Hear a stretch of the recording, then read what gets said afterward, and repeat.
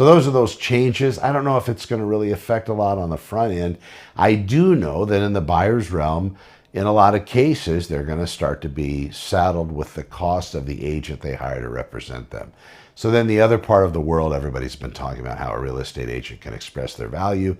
And if you haven't been doing that this whole time, in some way, shape, or form, and your business has really been one where people just come up to you and say, please help me sell or please help me buy.